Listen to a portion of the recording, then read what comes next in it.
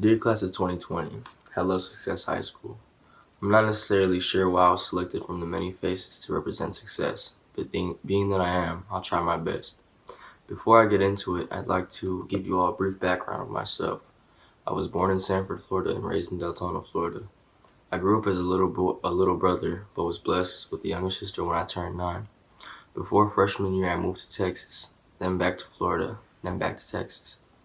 I dealt with rough times, but what doesn't kill you can only make you stronger, right? I began my freshman year at University High School, and I completed my freshman year at Anderson High School in Austin, Texas.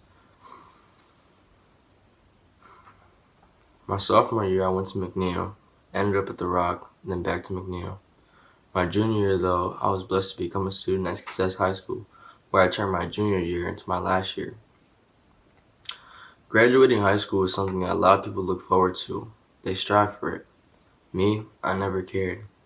Where I come from, a majority of students drop out before or in 11th grade. That's where I envisioned myself.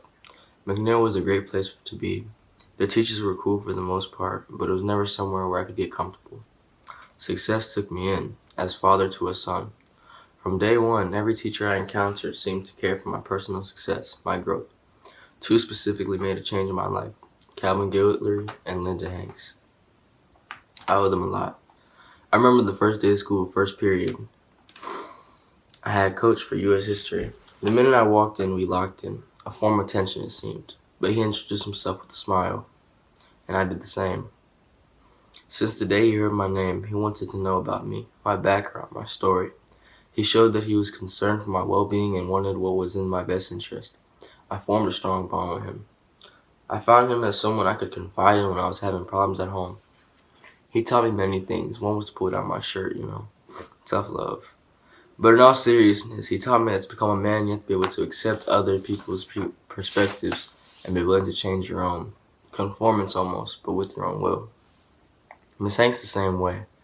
I actually happened to be one of her closest friend students the previous year, Mrs. Caitlin Sharp. I'm not sure why, but that led Miss Hanks to want to know more about me. And why was it that at Miss Sharp's terrible 8th period, I was one of the only students to have a good report? Miss Hanks took me in as a son, and she cared. She could tell when there was something wrong with my mood. Why didn't you come in singing and dancing, she would ask me, and I would tell her. She never seen me as just another student or as a problem or as someone who was in the wrong place. She always believed that my presence served a purpose, and she was right, as well as all of yours do as well. She taught me many things. One was to never give up, which to me seemed almost impossible. Regardless of how she was feeling that day, she would always greet me with a smile, and it would bring peace to my day. It showed me for that the ones that you love, you give them your best. Coach Guillory and Miss Hanks seemed to be my educational parents.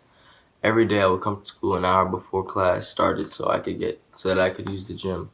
No one was there except myself and Coach Guillory. We spent a lot of time talking, and we spent a lot of time not talking.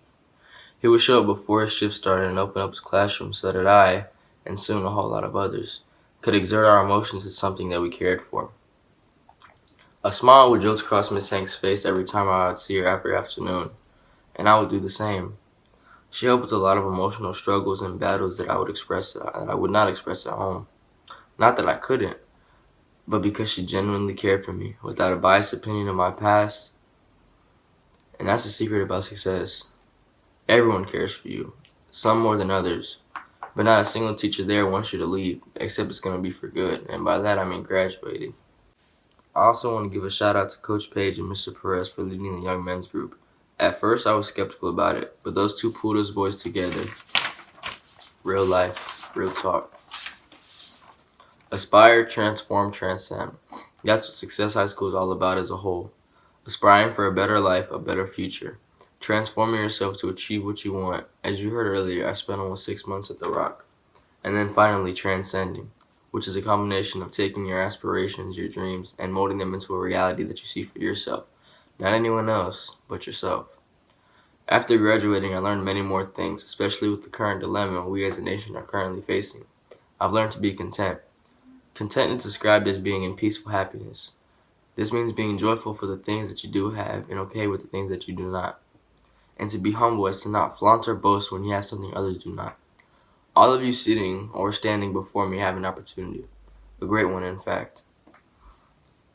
You all have the opportunity to transcend and move uphill as a young adult. Success is a launching pad for the future you. In 5 years, you won't be a dropout, because I wasn't. And my story is a lot worse than what was spoken. So if I can do it, I believe that every young man and woman can do it as well. Dear Class of 2020,